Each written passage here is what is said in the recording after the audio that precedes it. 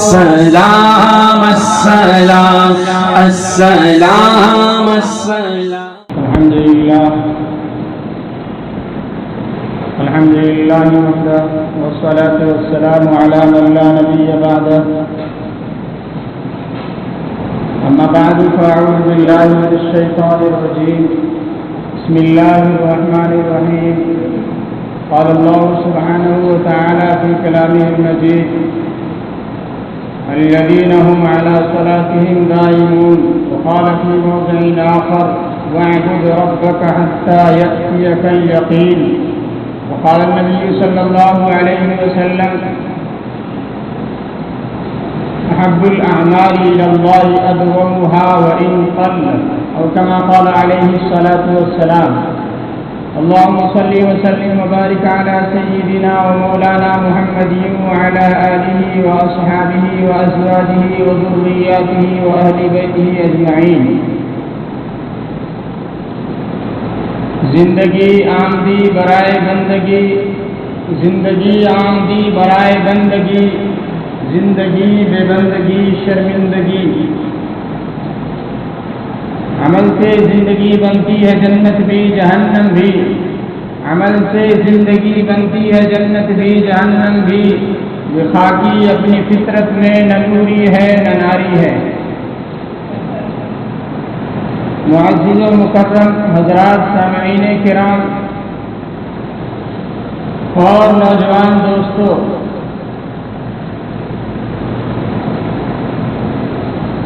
اللہ رب العزت کا بے حد و بے انتہا احسان و کرم ہے کہ اس خالق و مالک نے ہم سب کو ایک مقصد کے لیے دنیا میں بھیجا ہے. ہمارے سامنے سے ابھی رمضان المبارک گزرے ہوئے 4 دن ہوئے ہیں. رمضان المبارک کے اندر اللہ کے فضل و کرم سے ہم نے بہت ساری نیکیاں کی ہے جو اور مہینے میں نہیں کر پاتے. رمضان میں ہم نے روزہ بھی رکھا ہے، بہت سے حضرات نے زکوٰۃ بھی ادا کی ہے، بہت سونے صدقات و خیرات بھی کی ہے، اور بہت سے لوگوں نے تراویح کی نماز بھی پڑھی ہے. جو اعمال خاص طور پر ہم رمضان میں کر رہے تھے وہ اب کرنا چاہے نہیں کر سکتے. رمضان المبارک کے روزے اب رکھنا چاہے نہیں رکھ سکتے. اسی طرح رمضان میں دوسرا کام تھا تراویح کا، اب پڑھنا چاہے نہیں پڑھ سکتے. یہ 2 مستقل اعمال رمضان کے ہیں، اس کو تو اب کرنا چاہے تو نہیں کر سکتے. یہ صرف رمضان کے ساتھ خاص ہے. لیکن میرے محترم بزرگوں، بہت سارے اعمال اس کے علاوہ ہے جو اس وقت بھی کر سکتے تھے، کیے بھی، آپ بھی کر سکتے ہیں اور آئندہ بھی کرنا چاہے کر سکتے ہیں، اس میں کوئی پابندی نہیں ہے.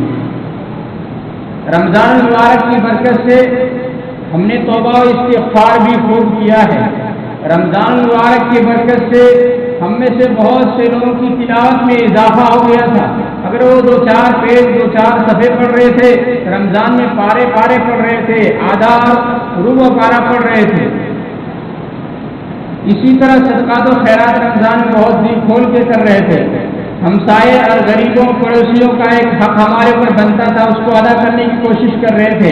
اور جیسے ہی ہم نے رمضان المبارک کا روزہ پورا کیا تو اس کے بعد ہم نے صدقۃ الفطر ادا کیا ہے کہ جو کچھ کمی کوتاہی رہیں گے اللہ اس میں معاف فرما دے. یہ سارے کام ہم کر رہے تھے رمضان کے اندر. کتنا اچھا موقع تھا اور کتنا اچھا موسم تھا کہ 1 سے 70 مل رہا تھا، فرض کے بدلے نفل کا ثواب مل رہا تھا. کتنا عظیم الشان برکت اور رحمت والا مہینہ تھا جس کو ہم گزار چکے. اب آئندہ سال اللہ جس کی حیات رکھے، جس کی زندگی باقی رہے، وہ تو رمضان مبارک کی برکات ثمرات کو پھر سے پائیں گے اور پھر سے رمضان کے اندر ساری عبادات کر سکیں گے. لیکن اگر کسی کی موت آ گئی تو رمضان نہیں پا پائیں گے، بلکہ ہمیشہ کے لیے قبروں کے اندر سو جائیں گے اور اپنی زندگی کے حساب و کتاب میں گرفتار ہوں گے. تو اب رمضان مبارک میں کتنا کچھ ہم کر رہے تھے.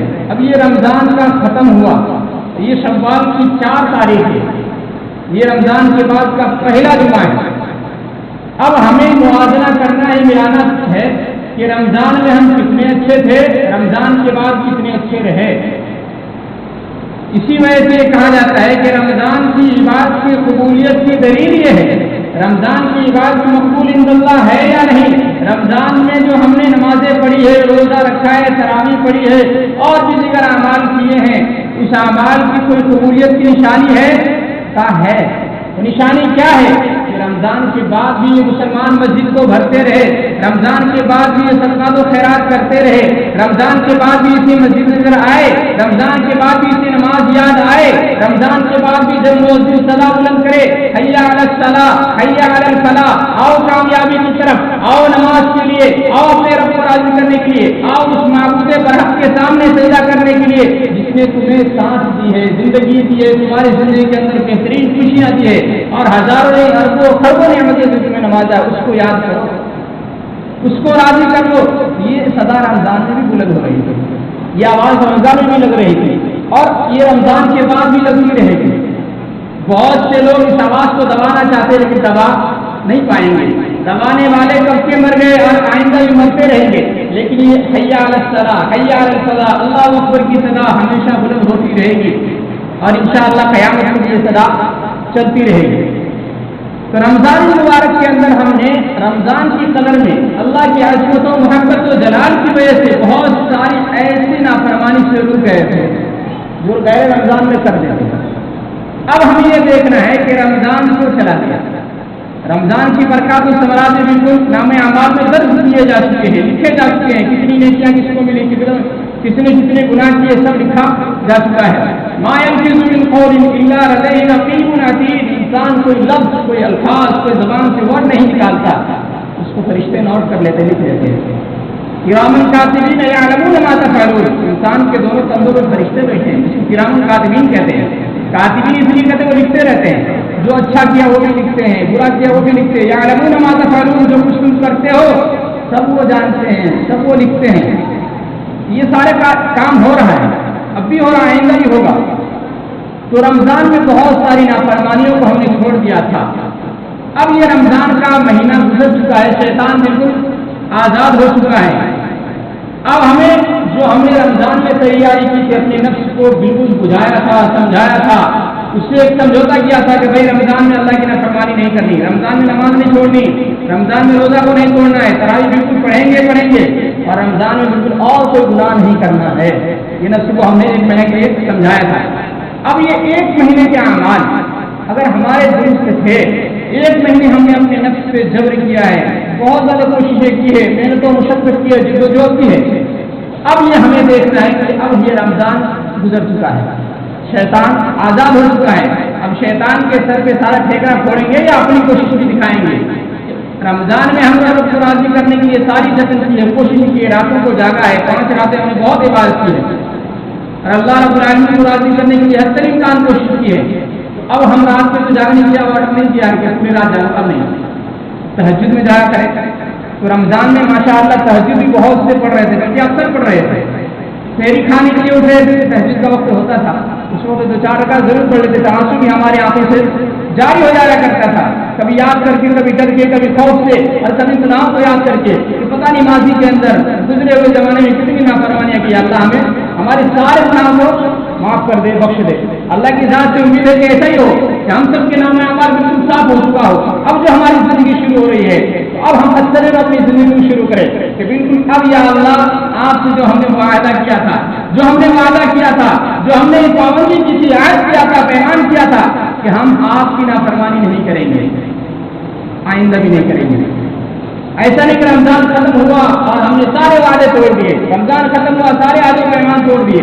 ایک مثال آپ سمجھیے، ایک بچہ 1 مہینہ پورے کلاس میں بہت سیدھے سادے بن جائے، کلاس کی ساری پابندی کرے، ہوم ورک بھی کرے، ٹائم سے پہنچے، سارا کام کرے، اور پورے 11 مہینہ کلاس میں من بھی کرے، جب من میں آئے تو چلے آئے، من میں آیا تو ہوم ورک کیا، من میں آیا تو نہیں کیے، جو من میں آیا کرتا رہا، کیا اس کے مارک شیٹ جو ہے وہ بالکل اعلیٰ کوالٹی کے ہوں گے، یا ان بچوں کے، ان طالب علم، ان اسٹوڈنٹ کے کیا کہتے ہیں مارک شیٹ اور ان کے نمبرات اعلیٰ کوالٹی کے جو پورے سال پابندی سے کلاس میں آئے اور استاد کے لیکچر کو سنے اور ہوم ورک پورا کرے، ان وہ کامیاب ہوگا ایگزام میں، یا یہ کامیاب ہوگا جو 1 مہینہ تک پابندی کرے من مرضی کرے.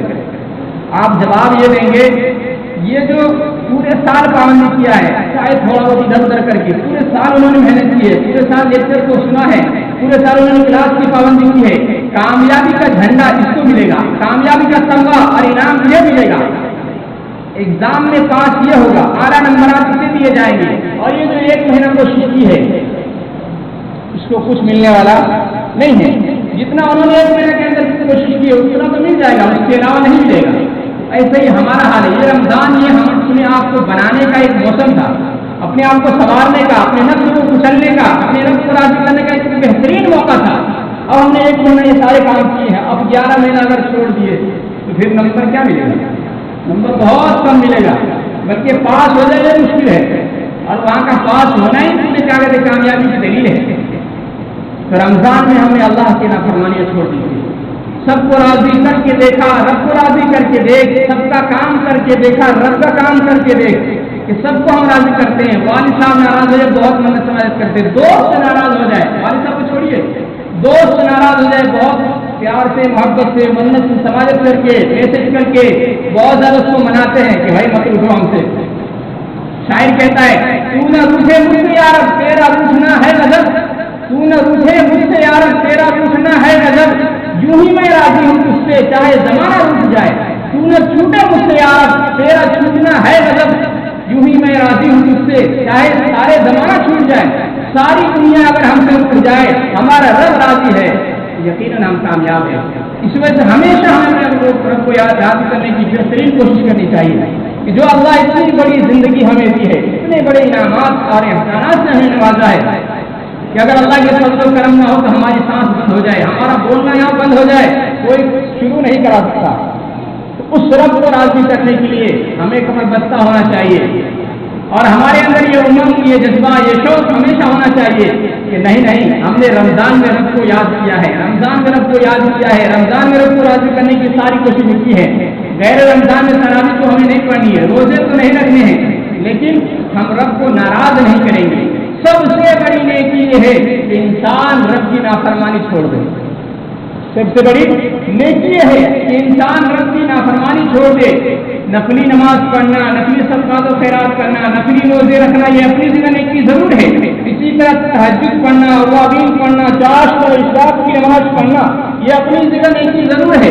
لیکن میرے محترم میں بتاؤں, بلکہ آپ قرآن کریم کو کھنگال لیجیے, احادیث نبویہ کا مطالعہ کر لیجیے, اس میں سب سے مین پوائنٹ پہ جو چیز آئے گی وہ ایک نافرمانی چھوڑ دینا یہ سب سے بڑی نیکی ہے. نافرمانی چھوڑ دینا سب سے بڑی نیکی ہے. گناہ کو چھوڑ دینا یہ سب سے بڑی نیکی ہے. کوئی آدمی شراب نہیں پیتا, بڑا نیکوکار ہے. کوئی آدمی زنا نہیں کرتا, بڑا نیکوکار ہے. نماز نہیں چھوڑتا, بہت نیک ہے. روزہ نہیں توڑتا, بہت نیک ہے. پڑوسیوں کا حق نہیں مارتا, بہت نیک ہے. یہ ساری چیز ایسی ہے, یہ سارے گناہ ہے. والدین کی نافرمانی نہیں کرتا, ان کی فرمانبرداری کرتا, ان کے لیے اپنے قدموں اور اپنے پیروں کو اور ان کے سامنے اپنے آپ کو جھکا دیتا ہے, بہت نیک ہے, کیونکہ یہ سارے نیک کام ہیں. اور رمضان میں تو بہت اچھے ابو جی کر رہے تھے, رمضان گزرنے کے بعد فوراً نافرمان ہو گئے, تو پھر اس پہ کوئی صلہ ملنے والا نہیں ہے. وہ الگ بات ہے, جو نیکی کی اس کا صلہ ملے گا, لیکن ایسا نہیں کہ اس پہ مسلسل ملتا رہے. تو میرے محترم یہ رمضان کا پیغام, رمضان گزرنے کا اجازت انعام ہمارے ساتھ ہونا چاہیے. جو قرآن کریم کی ہم نے ایک آیت کریمہ پڑھی ہے, اس کے اندر اسی بات کو کیا کہ جو کام کیجیے اس میں مسلسل کیجیے, اور کب تک کرنا ہے. یہ نہیں کہ رمضان میں کرنا ہے یا غیر رمضان میں کرنا ہے, شوال میں, ذوالحجہ میں کرنا ہے, ایسا نہیں ہے. محرم میں کرنا ہے یا شب برات آئے تب کرنا ہے, ایسا نہیں. بلکہ قرآن کریم کی آیت سے ہماری آنکھ کھولتی ہے, وَاعْبُدْ رَبَّكَ حَتَّىٰ يَأْتِيَكَ الْيَقِينُ, کہ اپنے رب کی عبادت کرتے رہو حتیٰ یأتیک الیقین, یہاں تک کہ موت آ جائے. کب تک؟ موت تک. ہمیں اپنے رب کو راضی کب تک کرنا ہے؟ موت تک. شیطان سے کب تک لڑنا ہے؟ موت تک. جب تک ہماری موت نہ آ جائے شیطان سے ہم بچ نہیں سکتے. جب تک ہماری موت نہ آ جائے ہم اپنے رب کو ناراض کر کے بھی بچ نہیں سکتے. تو رب کو بھی راضی کرنا ہے, ہمیشہ کرنا ہے. رمضان میں ہی صرف نہیں کرنا بلکہ غیر رمضان میں بھی کرنا ہے. اور موت تک جب تک ہماری آخری سانس نہ چل جائے, ہماری دم نہ نکل جائے کلمہ طیبہ لا الہ الا اللہ پر, اس وقت تک کوشش کرنی ہے, محنت کرنی ہے, جدوجہد, اور ہمیشہ کیا کہتے ہیں اپنے آپ کو تھکانا ہے. اسی وجہ سے اللہ والے کہتے ہیں کہ اللہ کی بات کرتے کرتے تھکا دو اپنے آپ کو اور تھکتے تھکتے اللہ کی عبادت کرو. یعنی عبادت کرتے کرتے تھکنا ہے اور تھکتے تھکتے عبادت کرنا ہے. ایسا نہیں کہ عبادت خوشحال ہے تو کر رہے ہیں, موقع ملا تو کر رہے ہیں, اور ٹائم نہیں ملا تو بس نماز بھی غائب, روزے کی بھی چھٹی اور تراویح تو بالکل معاف. ایسا نہیں کرنا ہے. ایک تو یہ قرآن کریم کی ایک آیت ہے, اس میں حدیث سے کو آپ ملا لیجیے. احب الاعمال الى اللہ ادومها وان قل, اللہ کے نزدیک پسندیدہ عمل, محبوب عمل, اللہ کو جو پسند ہے وہ عمل کیا ہے؟ کہ جو عمل میں پابندی ہو, جس عمل میں ہمیشہ ہو, جو بالکل مسلسل اور برابر ریگولر ہو, وہ عمل اللہ کو بہت پسند ہے. وان قل, چاہے تھوڑا ہو. اگر ہم نماز کی پابندی کر رہے ہیں, اس کے ساتھ نفلی نماز نہیں پڑھ رہے ہیں, لیکن فرض کی پابندی کر پا رہے ہیں, کرتے رہے, اللہ ضرور توفیق دے گا, ضرور موقع فراہم کرے گا, آپ کے کام کو سمیٹ دے گا. ہمارے کام کو بالکل کیا کہتے ہیں, کم کرنے کا مقصد کہ میرا بندہ دنیا کا کام بھی کرتا ہے, ساری ضروریات بھی پوری کرتا ہے, اور میرے سامنے بھی سجدہ کرتا ہے, مجھے بھی یاد کرتا ہے. جب آزان ہوتی ہے مجھے بھولتا نہیں ہے, آزان ہوتی تو اپنی مشغولیات میں نہیں رہتا, بلکہ میرے سامنے سجدہ کرنے کے لیے بالکل دوڑے چلے آتا ہے. اب میں اس کے کام کو سمیٹ دوں گا. جو کام 2 گھنٹے میں ہو رہا تھا وہ اللہ کہیں گے 1.5 گھنٹے میں چلو کر دو اس کا کام پورا. آدھا گھنٹہ ہم میرے بندے کو دے دو کہ میری بات کے لیے اپنے آپ کو خالی کرے. اور حدیث قدسی ہے کہ میرے آدم ابن آدم ہے, آدم کی اولاد, تم میری بات کے لیے اپنے آپ کو خالی کر دے, میں تیرے کام کو سمیٹ دوں گا, یعنی مختصر کر دوں گا. اسی وجہ سے دیکھیں گے بعض نیک بندے اللہ کے ایسے ہوتے ہیں کہ وہ کام گھنٹوں کا کام منٹوں میں کرتے ہیں, گھنٹوں کا منٹوں میں کرتے ہیں. وجہ کیا ہوتی ہے؟ ایک وہ ہے کہ جنہوں نے اپنی زندگی کے اندر بہت سارے کام کیے, دوسرے آدمی اتنی ہی زندگی ان کو ملی ہے, 60 سال ان کی بھی زندگی ہے, کھایا پیا سویا بنا دیا اور موت آ گئی, انہوں نے کوئی کام نہیں کیا ہے. تو انسان تو ایک جیسا ہے, ٹائم تو سب کو برابر ملا ہے. ایسا نہیں کہ کسی کو 25 گھنٹے ملا ہو, 24 گھنٹے ہم ہر شخص کو ملتا ہے, لیکن ایک آدمی 24 گھنٹے میں 44 گھنٹے کا کام کرتا ہے, اور ایک آدمی اسی 24 گھنٹے میں 12 گھنٹے کا کام کرتا ہے, اور 12 گھنٹہ اپنے آپ کو برباد کرتا ہے. تو وقت اللہ رب العالمین کی طرف سب کو برابر ہے, لیکن اللہ جب دیکھتا ہے کہ میرا نیک بندہ ہے, میری عبادت میں لگا ہوا ہے, مجھے نہیں بھولتا ہے, مجھے نہیں چھوڑ رہا ہے, تو اللہ تعالیٰ پھر اس کے لیے کام کو ہموار کر دیتے, اس میں برکت دے دیتے. وقت میں برکت کا مطلب یہی ہوتا ہے کہ بہت دیر کا کام بہت کم وقت میں وہ کر لیتے ہیں اور وہ کم ہو جاتا ہے. اور اگر اس کے خلاف کرتا ہے کوئی, اپنی من مرضی کرتا ہے, جب ٹائم ملے گا تو نماز پڑھیں گے, ٹائم ملے گا تو مسجد میں جائیں گے, ٹائم ملے گا تو دوسرے اور نیک اعمال کریں گے, ہمارے پاس بھی ٹائم ہی نہیں ہے. ہم میں سے اکثر لوگوں کا ایک کہنا ہوتا ہے کہ ٹائم نہیں ملتا, وقت ہی نہیں ملتا ہے, دکان کے صبح سے جاتے شام تک رہتے ہیں, ٹائم ہی نہیں ملتا, ہم کیسے اعمال کریں گے؟ ایسے لوگوں کے لیے پھر اللہ رب العالمین کا فرمان یہ ہے کہ میرے بندوں اگر میری بات نہیں کرو گے, میری بات کے لیے اپنے آپ کو فارغ نہیں کرو گے, تو ہم تمہارے سامنے تمہارے کام کو پھیلا دیں گے, بڑھا دیں گے, تمہیں تھکا دیں گے, اور تمہارے سامنے وہ کام جلدی پورا نہیں ہوگا. بہت سے لوگ کا اس میں مشاہدہ ہوگا, ہم میں سے بہت سے لوگ اس میں تجربہ کیے ہوں گے. اور ایسا ہوتا ہے کہ کم وقت میں بہت سارا کام کر لیتے ہیں کچھ اللہ کے مخصوص بندے, اور بہت سارے وقت میں تھوڑا بھی کام نہیں ہو پاتا کچھ لوگوں کا, ایسا بھی ہوتا ہے. تو میرے محترم سب سے پہلی بات یہ ہے کہ ہم نے ایک شعر پڑھا ہے کہ زندگی آمدنی برائے بندگی, زندگی بے بندگی شرمندگی, یہ فارسی کا شعر ہے. کیا مطلب اس کا؟ کہ زندگی اللہ نے دی ہے بندگی کے لیے, عبادت کے لیے, کہ اللہ کی عبادت زندگی میں ہو تو انسان بندہ یا بندہ ہے, پھر اللہ کا محبوب بندہ بنتا ہے. اور زندگی بے بندگی شرمندگی, زندگی جب بندگی سے خالی ہو, عبادت سے خالی ہو, اللہ کی نافرمانی میں ڈوبا ہوا ہو, تو پھر یہ زندگی نہیں بلکہ شرمندگی ہے. اسی وجہ سے دیکھو گے کچھ لوگ گنہگار ہوتے ہیں, کچھ اوپن گناہ کرتے ہیں, ظاہری گناہ, کسی نیک آدمی کے سامنے آنا نہیں چاہتے. ہم میں سے کوئی شخص فجر کی نماز چھوڑ دے اور مستقل وہ پابندی کرتا ہو تو کسی نماز سے ملتے ہوئے ان کی چاہتے رہتے ہیں, آج تو وہ نماز پڑھنے گیا تھا, میں تو نہیں گیا ہوں, کیسے ملوں گا, کسی منہ سے ملوں گا. بتائیے, انسان کا ایک تعلق ہے, ایک دوستی ہے, ایک دلچسپی ہے, ایک رشتہ رہتا ہے. تو انسان اگر کوئی غلطی کرتا ہے تو سامنے والے سے ملنے سے ڈرتا ہے, کیا کہیں گے اس کو, کیا پوچھے گا, کیا جواب ہوگا ہمارا. لیکن انسان اتنا بے جان اور کیا بے حس ہو گیا اپنے رب کے سلسلے میں کہ جس رب نے سب کچھ دیا ہے اس کو جب اس کی نافرمانی کرتا ہے, اسے ناراض کرتا ہے, تو اس کے سامنے جانے سے کیسے نہیں ڈرتا ہے. پھر کس منہ سے ہم اپنے اللہ کے سامنے جائیں گے, کس منہ سے ہم اپنی فریاد کو اس کے سامنے رکھیں گے. یا اللہ سارے زندگی تو اپنے کام میں لگے رہے, آپ کی بات سے ہمارے پاس ٹائم نہیں ملا.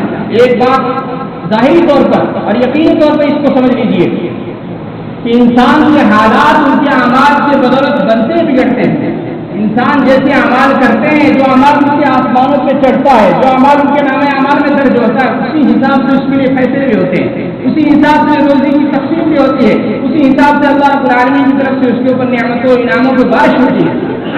اور انسان اپنے اعمال کو درست نہ کرے بلکہ حالات کو درست کرنے کے چکر میں رہے، یہ حالات تو درست ہوں گے نہیں اور اعمال بھی ہمارے ہاتھ میں چلے جائیں گے.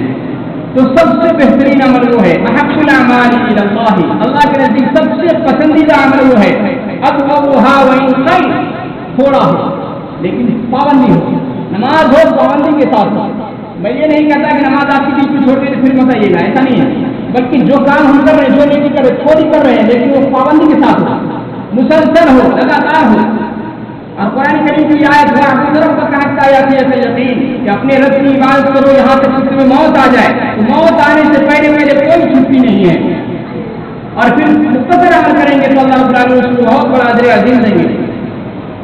اور ایک اور حدیث ہے احب البلاد الی اللہ مساجدھا، کہ اللہ کے نزدیک سب سے بہترین جگہ، دنیا کے سب سے بہترین ٹکڑا مسجد کی جگہ ہے.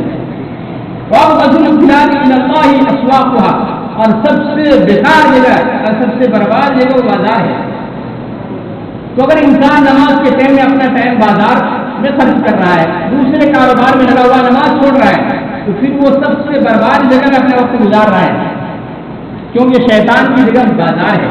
میں یہ نہیں کہتا کہ آپ بازار نہ جائیں، اس کا مطلب بالکل یہ نہیں، بازار کا کام آپ پورا کریں، پوری پابندی کے ساتھ کرے، لیکن جب رب کا حکم آ جائے تو اب بازار نہیں، اب آپ مسجد جائیں یا اپنی نماز پڑھنے کا انتظام کریں، تو پھر یہ بازار بھی آپ کے لیے کیا ہے؟ رحمت ہے. پھر یہ بازار بری جگہ نہیں ہے. تو اگر رب کی نافرمانی کے ساتھ بازار میں ہے تو یہ بازار سب سے بدترین جگہ ہے. اور اگر رب کی نافرمانی نہیں کر رہے ہیں، نماز کو نہیں چھوڑ رہے ہیں، نماز کو قضا نہیں کر رہے ہیں، پھر بازار میں کوئی زیادہ پریشانی کی بات نہیں ہے. کہ اللہ تعالیٰ نے تجارت کرنے کے لیے کہا ہے، تجارت میں برکت رکھی ہے، تو پھر تجارت آدمی کریں گے کہاں؟ بازار میں ہی کریں گے. جیسی جگہ کریں گے جہاں تجارت کر سکتا ہو تو پھر اس پہ پابندی نہیں. یہ حدیث کے دونوں رخ ہے. احب البلاد الی اللہ مساجدھا، کہ سب سے بہترین جگہ مسجد ہے اور سب سے مقبول اور بیکار جگہ بازار ہے. سب سے بہترین عمل اللہ کے نزدیک وہ ہے جو مقبول ہے، محبوب ہے، وہ یہ ہے کہ انسان جو عمل کرے مستقل کرے، پابندی کے ساتھ کرے، ریگولر کرے. یہ عمل اللہ کو بہت پسند ہے. حضرت عیسیٰ علیہ السلام کے سلسلے میں آپ واقعہ سنیں گے کہ ان کو کیا کہتے ہیں، بچپنا ہے، اور جب ان سے سوال کیا گیا مریم سے کہ بچہ کہاں سے لائی ہے، انہوں نے کہا کہ میں نہیں بولوں گی، میرا روزہ ہے، یہ بچہ بولے گا. اس وقت عیسیٰ علیہ السلام نے جو ایک لمبی چوڑی تقریر کی، اس میں انہوں نے یہ بھی کہا وَأَوْصَانِي بِالصَّلَاةِ وَالزَّكَاةِ مَا دُمْتُ حَيًّا، کہ میرے رب نے مجھے یہ وصیت کی ہے، یہ حکم دیا ہے کہ میں نماز کی پابندی کروں، زکات ادا کروں، ما دمت حیا، جب تک میں زندہ رہوں. یہ اعمال کا تعلق انسان کی زندگی سے، موت سے نہیں ہے.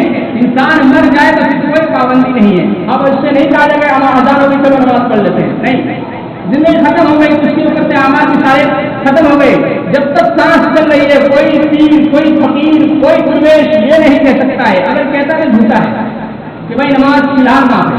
بہت سے لوگ ایسے آپ کو مل جائیں گے مارکیٹ میں جو یہ کہہ دیتے ہیں بات کہ ہماری نماز تو کیا ہے، معاف ہے، ہمیں نماز پڑھنے کی ضرورت ہے، ہم اتنے مقبول ہو گئے اللہ کی آپ کو نماز پڑھنے کی ضرورت ہی نہیں ہے. یہ لوگ جھوٹے ہیں، مکار ہے، فروغ ہے. کیوں؟ نبی اکرم صلی اللہ علیہ وسلم کا آخری وقت ہے، آپ سے بے ہوشی تاری ہے، آپ چل نہیں سکتے ہیں، بار بار غسل فرما رہے ہیں، پھر بھی نماز کے لیے تشریف لے جا رہے ہیں. اگر نماز معاف ہوتی تو کس سے معاف ہوتی؟ بھائی نبی سے معاف ہوتی، کیونکہ آپ تو سب سے بڑے مقبول بندے ہیں اللہ کے، سب سے بہترین ہے، سب میں اعلیٰ ہے، سب کے سردار ہے، سارے نبیوں کے سردار ہے. ان سے نماز کی معاف ہوئی نہیں، اور ہم جیسے بیوقوف ہوتے کہ ایک ہو جائے کہ نماز معاف ہو گئی.